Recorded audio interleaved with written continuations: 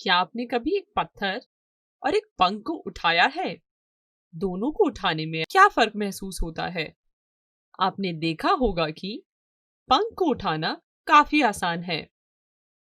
उसी तरह से अगर हम एक कद्दू को उठाएं और एक आम को उठाएं, तो हम देखेंगे कि आम को उठाना ज्यादा आसान होगा। ऐसा इसलिए होता है क्योंकि कुछ वस्तु भारी होती है और कुछ वस्तु हल्की होती है।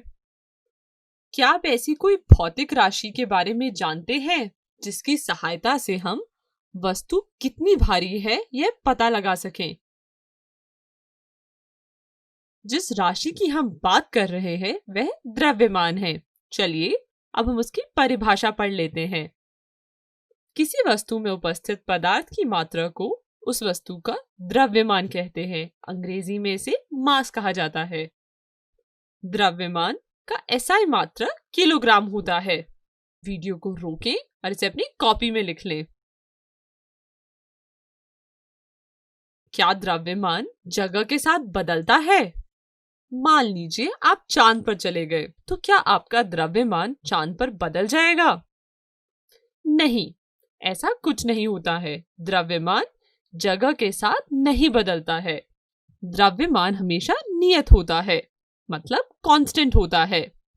किसी वस्तु में उपस्थित पदार्थ की मात्रा हमेशा समान रहती है, इसलिए किसी वस्तु का द्रव्यमान हर जगह समान रहता है। ये बहुत ही इंपॉर्टेंट पॉइंट है, इसे अपनी कॉपी में लिख लें। चलिए, द्रव्यमान की तो चर्चा हो गई, तो अब हम एक इंपॉर्टेंट राशि के बारे में पढ़ेंगे जो भार है, जिसे हम अंग्रेजी में वेट कहते हैं। आपको क्या लगता है, द्रव्यमान और भार एक ही है क्या? इसके बारे में सोचिए और अपने दोस्तों को अपना उत्तर बताइए। इस सवाल के जवाब जानने से पहले हमें समझना पड़ेगा कि आखिर भार होता क्या है। हमने पढ़ा है कि जब भी कोई वस्तु पृथ्वी की ओर गिर रही होती है, तो उस वस्तु पर पृथ्वी का एक बल लग रहा होता है। इसी बल को हम वस्तु का भार कहते हैं, मतलब वेट कहते हैं। चलिए अब हम भार की परिभाषा पढ़ लेते हैं। पृथ्वी के गुरुत्व के कारण किसी वस्तु पर लगाया बल भार कहलाता है और इसे W से दर्शाया जाता है। यह भी एक इंपॉर्टेंट पॉइंट है, इसे अपनी कॉपी में लिख लीजिए। हमने अभी कहा कि भार एक बल है। न्यूटन के दूसरे नियम के अनुसार हम जानते हैं कि F बराबर ma होता है। यहाँ पर ये F वस्तु का भार होगा। जब हम भार की बात करेंगे तो यहाँ पर त्वरण g होगा, तो भार का सूत्र हो जाएगा W बराबर m इंटू जी। चूंकि भार एक बल है, इसलिए भार का एसआई मात्रक वही होगा जो बल का एसआई मात्रक है, न्यूटन। तो भार का एसआई मात्रक भी न्यूटन होगा, जिसे हम n से रिप्रेजेंट करते हैं।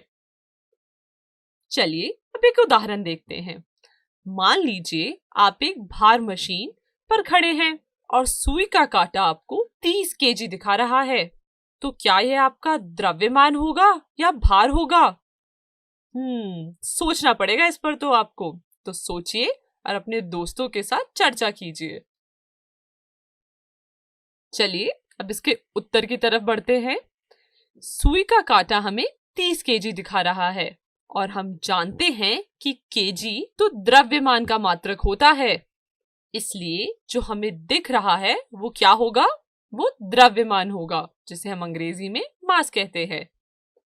अगर हमें भार निकालना है तो हम द्रव्यमान को 9.8 से मल्टीप्लाई कर देंगे, क्योंकि W बराबर m इंटू जी होता है। हम आम तौर पर यह गलती करते हैं, हम बोलते हैं कि हमारा भार 30 केजी है, जो एक गलत वाक्य है। जैसे कि हमने अभी पढ़ा, भार न्यूटन में नापते हैं और द्रव्यमान केजी में,